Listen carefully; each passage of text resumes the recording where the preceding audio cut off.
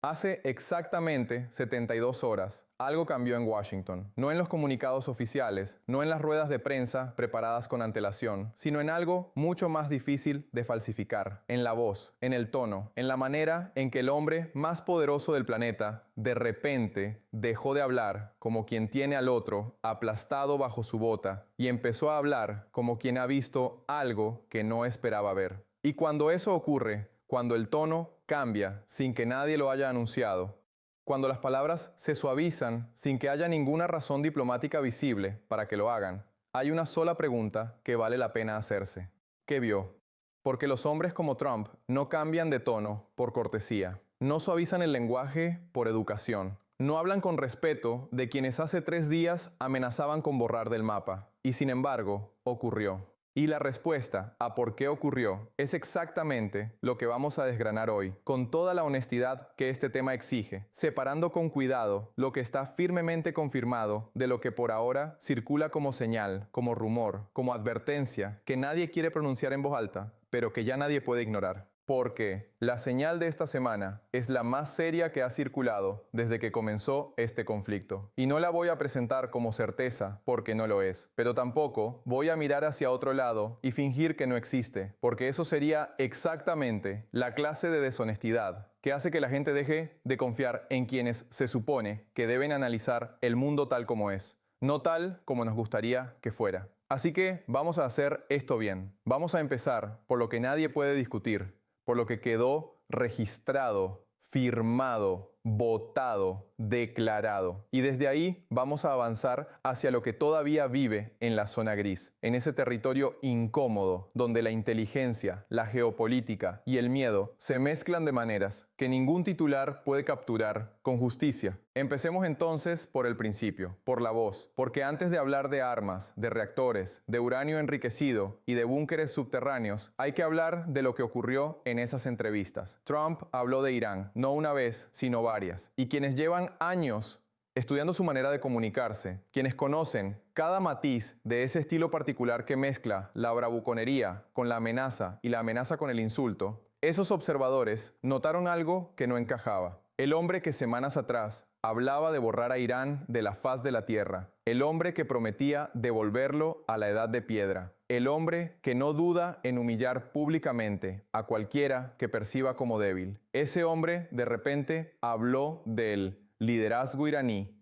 con algo que en cualquier otro contexto llamaríamos respeto. Dijo que se llevan bien, dijo que le gustaría reunirse con ellos. Y cuando le preguntaron por el ataque iraní al aeropuerto de Kuwait, en lugar de las amenazas que todos esperaban, dijo algo que dejó a más de un analista con la boca abierta. Les provocaron un poco, dijo, y respondieron. Les provocaron un poco, y respondieron. Piensen en eso un momento. Un ataque a infraestructura en una zona de influencia americana. Y la respuesta del presidente de los Estados Unidos es casi una justificación, casi una comprensión. Como si de repente hubiera entendido algo que antes no entendía, o como si de repente hubiera creído algo que antes no creía. Y esa diferencia entre entender y creer es crucial, porque cuando alguien entiende una situación, puede seguir actuando como antes mientras procesa la información. Pero cuando alguien cree algo nuevo, cuando algo penetra de verdad en su evaluación del mundo, el comportamiento cambia, el tono cambia, la voz cambia. Y la voz de Washington esta semana ha cambiado de una manera que no puede explicarse solo con la diplomacia ordinaria. Entonces, la pregunta que todo el mundo se hace, la pregunta que circula en los pasillos de los think tanks de Washington, en las redacciones de los grandes medios, en las conversaciones privadas de quienes tienen acceso a información que nunca llega a los titulares, esa pregunta es esta. ¿Qué supo Washington esta semana que no sabía la semana anterior? Y aquí es donde tenemos que ser muy cuidadosos, porque hay una versión que circula con una fuerza inusual, con una consistencia que hace difícil descartarla como simple rumor de guerra, pero que tampoco puede presentarse como hecho establecido. Y esa versión dice algo que si resultara ser cierta, cambiaría todo. No solo esta guerra, no solo esta región, todo.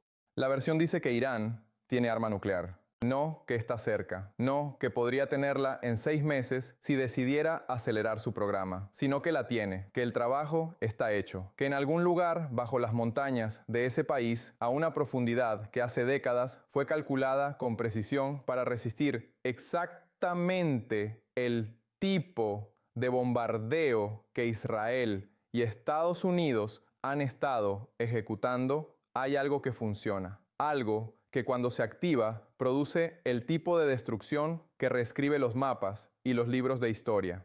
¿Por qué esta versión? ¿Por qué ahora? ¿Por qué con esta fuerza? Para entenderlo, hay que ponerse un momento en el lugar del liderazgo iraní. Hace un año, un ataque israelí repentino y devastador. A finales del año pasado, un intento coordinado de desestabilizar el país desde dentro, de hundir su economía, de crear el tipo de caos interno que hace que los regímenes colapsen sin necesidad de un solo soldado extranjero en su suelo. Y luego, a finales de febrero, algo que superó todo lo anterior. Un golpe tan preciso, tan profundo, tan calculado, que mató al propio liderazgo supremo. No a un general, no a un funcionario de segunda fila, al hombre que era el núcleo del sistema, y con él civiles, familias, niños. Si has sobrevivido todo eso en menos de 12 meses, ¿qué conclusión sacas? La conclusión que sacaría cualquier ser racional en esa posición, que la única razón por la que te siguen golpeando es porque pueden hacerlo sin consecuencias existenciales, que la única manera de cambiar ese cálculo es hacer que las consecuencias potenciales sean tan catastróficas que nadie en su sano juicio quiera arriesgarse. Y en la historia reciente de este planeta, solo hay una cosa que ha logrado ese efecto de manera consistente y duradera. Solo hay un arma que convierte a un país pequeño, rodeado de enemigos, con una economía bajo sanciones, en alguien a quien los más poderosos hablan con respeto y con cuidado. Y todos sabemos cómo se llama esa arma. La lógica es aterradora, pero es comprensible, y por eso la versión de la bomba no suena a fantasía conspirativa cuando llega con esta fuerza en este momento. Suena a conclusión que alguien en Teherán tomó hace tiempo y que ahora tal vez ha llegado a oídos de Washington de una manera que no puede ignorarse. La cadena de esta versión, tal como llegó, es la siguiente. El presidente de Irán contactó con el primer ministro de Pakistán, le expuso la posición de Teherán con una claridad que no dejaba espacio para interpretaciones. La parte pakistaní transmitió esa posición a Washington. Alguien llamó al secretario de Estado y esa llamada, según la misma versión, fue interceptada por la inteligencia de señales americana. De dos fuentes simultáneas, de los pakistaníes directamente y del intercepto, Washington habría sacado una conclusión que explica todo lo demás. Irán está en un estado de absoluta seriedad.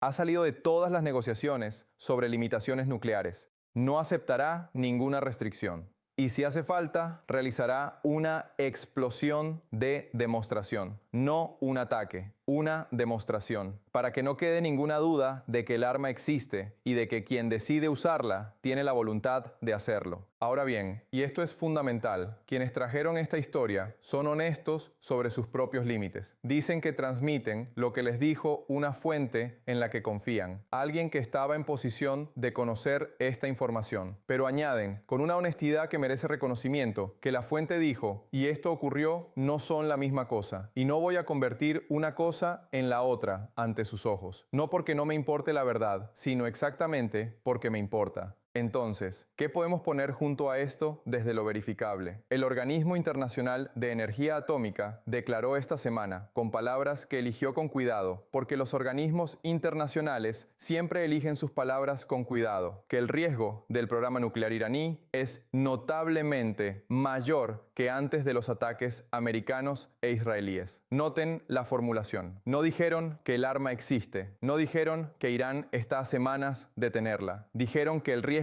es mayor, que la probabilidad de que el país se mueva secretamente hacia ese objetivo ha aumentado de manera significativa. Y los medios económicos de Occidente, que tienen sus propias fuentes y sus propios analistas, dicen lo mismo con otras palabras. La probabilidad de que Irán vaya en secreto hacia la bomba ha crecido tras esta guerra. De nuevo, probabilidad, no hecho, no certeza. Pero hay algo más que añadir aquí, algo que hace que toda esta discusión sea especialmente difícil de resolver con la herramienta habitual del análisis de inteligencia, la naturaleza de lo que Irán construyó durante las últimas 2 décadas, después de que en 2003 el ejército americano arrasó el Irak vecino. El liderazgo iraní sacó una conclusión fría, calculada, de largo plazo. Podemos ser los siguientes. Todo lo que esté en superficie puede ser destruido desde el aire. Y empezaron a enterrar, no de manera improvisada, no de manera reactiva, sino con la paciencia y la precisión de quienes construyen para décadas. Llevaron lo más valioso bajo tierra, a las montañas, a búnkeres de una profundidad que, según las estimaciones más serias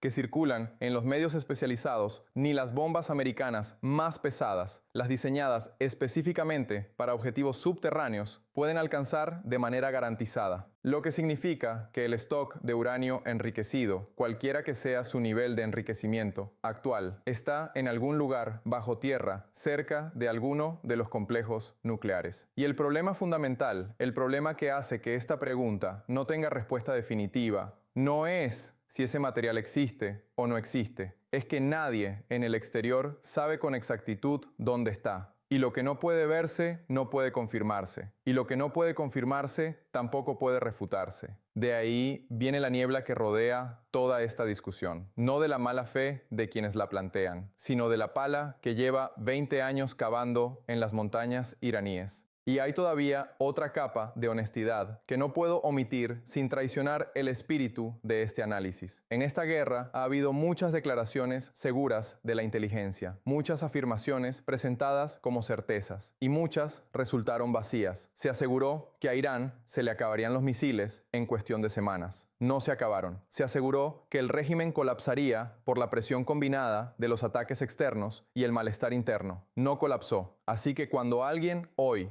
dice con esa misma seguridad que Irán tiene la bomba, o al contrario, que definitivamente no tiene nada, me acerco a ambas certezas con la misma distancia cautelosa, porque el historial de las certezas en este conflicto no invita al optimismo. Hay una sola tendencia que sí puede observarse como patrón en el comportamiento histórico de las agencias de inteligencia, y es esta: tienden más a sobreestimar una amenaza ajena que a pasarla por alto, lo que significa que si hay error en la evaluación actual, es estadísticamente más probable que sea en la dirección de atribuyeron demasiado que en la dirección de no vieron nada. Pero eso también, insisto, es solo probabilidad, no sentencia. Y hay 2 reflexiones sobrias que merecen un lugar en este análisis, precisamente porque las mencionan quienes trajeron el rumor. La primera: si se va a amenazar con algo de esta naturaleza, una sola arma no basta. Una sola bomba no crea el tipo de disuasión que cambia los cálculos estratégicos de las grandes potencias. Hacen falta varias. Hacen falta las suficientes como para que cualquier ataque preventivo no garantice la eliminación de todas ellas, lo que significa que el riesgo de represalia sobrevive al ataque.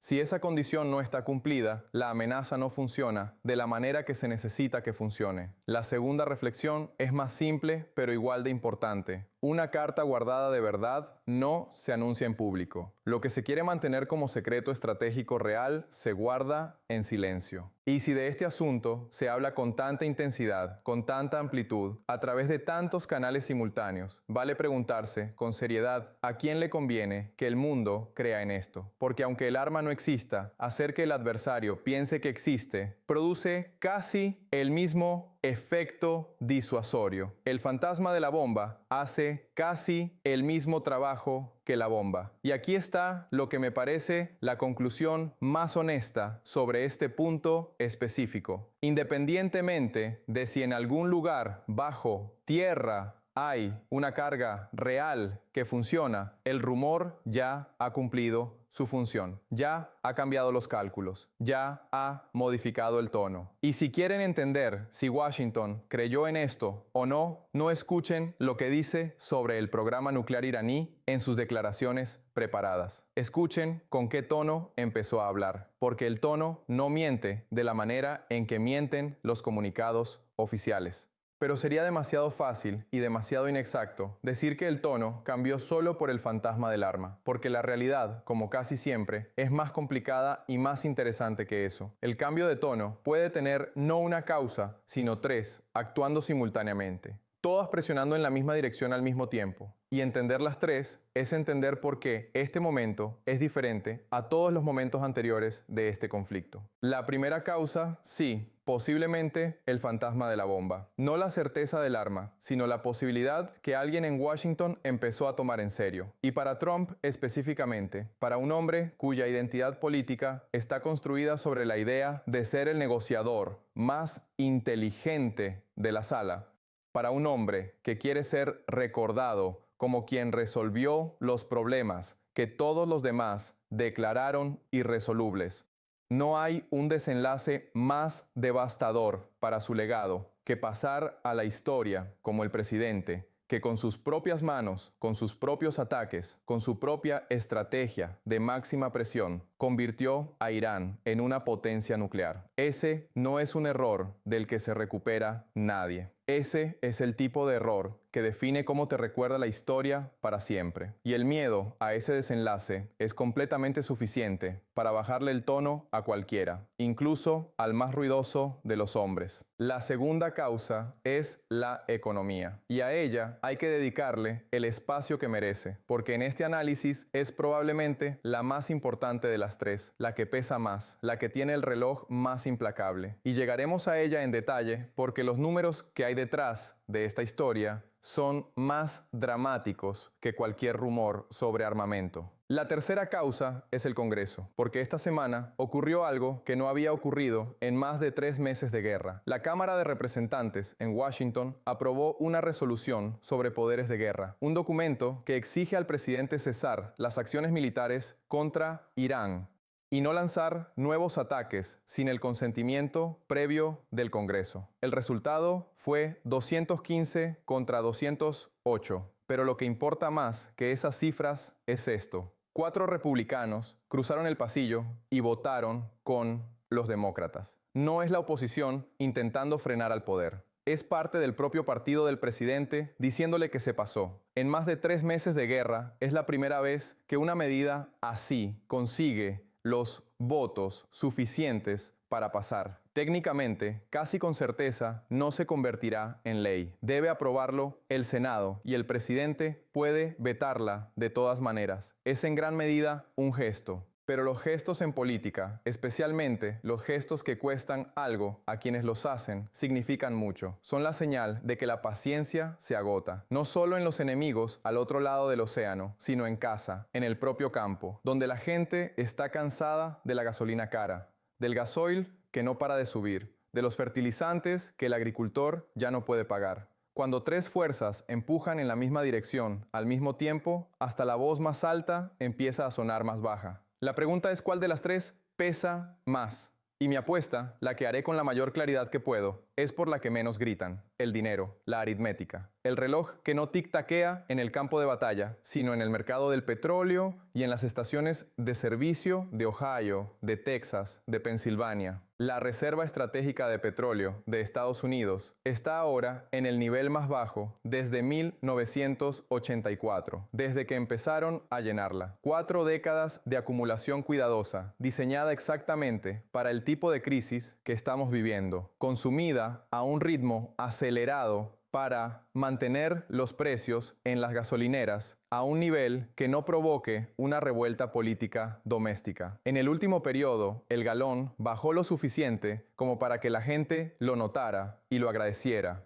Y la administración lo presentó como una señal de control, como una demostración de que la guerra no tiene que pagarse en el surtidor. Pero eso no es fuerza, es correr con el depósito vacío. Es gastar los ahorros de emergencia para pagar las facturas ordinarias. Y funciona exactamente hasta el momento en que los ahorros se acaban.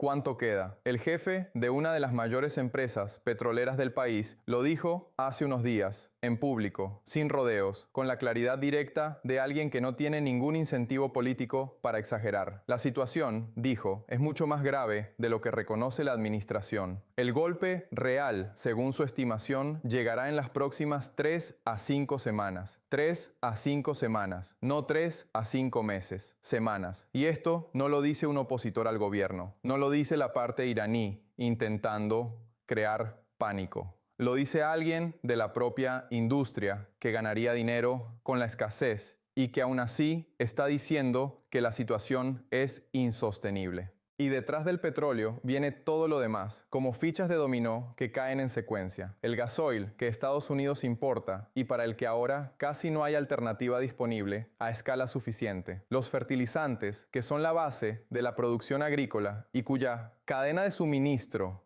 está siendo estrangulada de maneras que la mayoría de la gente no ve porque ocurren varios pasos antes de llegar al supermercado. Y luego hay un eslabón que aparece en este análisis de manera inesperada, pero que resulta ser de una importancia crítica: el azufre. Se necesita para la producción de fertilizantes y viene en una proporción significativa del Golfo Pérsico. Con el estrecho de Hormuz bloqueado, con la navegación convertida en una actividad de alto riesgo, ese azufre no llega. Y sin azufre no hay fertilizante. Y sin fertilizante, en algún lugar en el interior del continente americano, una fábrica reduce su producción a la mitad. Y un agricultor en Iowa o en Kansas o en Nebraska mira su campo y hace las cuentas y se da cuenta de que este año el cultivo va a costar más de lo que va a rendir. Así de lejos llega el hilo, desde un estrecho angosto al otro extremo del mundo hasta la granja más ordinaria del Midwest americano. Y lo importante no es solo entender que ese hilo existe, sino entender la velocidad a la que el problema se agrava y la velocidad a la que puede resolverse una vez que se tome la decisión de resolverlo. Porque incluso si mañana se firmara todo, incluso si mañana el estrecho de Hormuz se declarara abierto y el bloqueo se levantara y todos los barcos empezaran a moverse de nuevo, no mejoraría de golpe. Según la estimación del propio Departamento de Defensa americano, limpiar el estrecho de minas llevaría aproximadamente 6 meses, no semanas, meses. Lo que significa que incluso en el escenario más optimista, incluso después de la firma de la paz y el fin de los bombardeos, la economía no se recupera de manera inmediata. Los barcos vuelven a pasar, pero en un hilo fino, con precaución, con inspecciones, con los seguros de navegación disparados, no de la manera fluida en que pasaban antes de que empezara todo esto. Sumen todo eso, la reserva estratégica en mínimos históricos. El gasoil escaso, los fertilizantes encarecidos, el azufre que no llega. 6 meses de desminado antes de que la situación se normalice siquiera parcialmente. Y entenderán por qué la economía es el argumento más poderoso en la mesa de negociaciones. Más poderoso que cualquier rumor sobre armamento nuclear.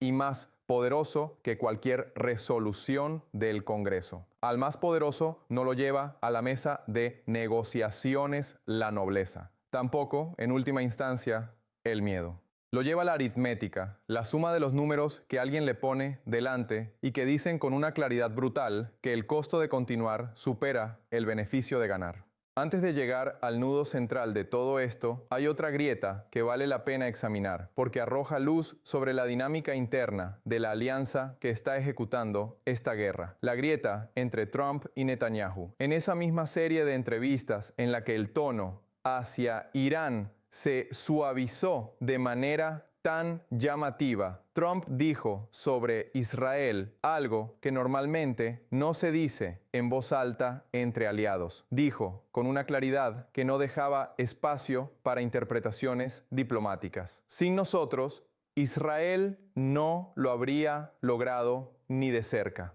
Nos necesitaban y estuvimos ahí. Reconocer así la dependencia de un aliado es siempre también una declaración de quién tiene el mando real de la situación. Es la manera en que quien financia algo le recuerda a quien ejecuta que el dinero tiene condiciones. Y luego se confirmó otra cosa. Esa conversación tensa entre los dos líderes, ese supuesto rapapolvos telefónico que los medios atribuían a Trump enfurecido con Netanyahu, resultó ser real. Trump lo confirmó él mismo. Una conversación así no se filtra a la prensa por accidente. No en este nivel de la política. Se filtra a propósito, para humillar, para mostrar públicamente quién reprende a quién, para establecer ante el mundo una jerarquía que tal vez no estaba tan clara en los meses anteriores.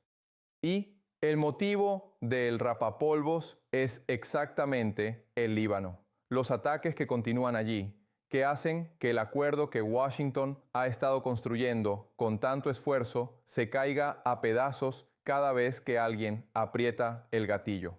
Trump ha empezado a distanciarse públicamente del aliado al que hace meses cubría con entusiasmo. Y uno se distancia cuando quien era un apoyo se convierte en un obstáculo, cuando la estrategia que tenías en mente se vuelve imposible de ejecutar precisamente por las acciones de quien se supone que está de tu lado. Y eso nos lleva al nudo, al verdadero cerrojo de todo este conflicto, que no es la bomba, aunque la bomba importa, que no es el petróleo, aunque el petróleo es el reloj más implacable, sino el Líbano y la disputa sobre si esta guerra se cuenta como una o como varias. Esta semana se anunció un alto el fuego entre Israel y el Líbano. Estados Unidos reunió en Washington la cuarta ronda de negociaciones tripartitas, el 2 y el 3 de junio, y de ella salió una declaración conjunta. Las partes acordaron el cese del fuego, pero las condiciones en las que ese acuerdo descansa son exactamente el problema. El alto el fuego se sostiene sobre la base de que el movimiento Hezbolá cese completamente el fuego y se retire del sector sur al otro lado del río Litani. Y en el terreno liberado se crearían zonas especiales donde el mando lo toma el ejército libanés y solo él, sin ninguna fuerza no estatal.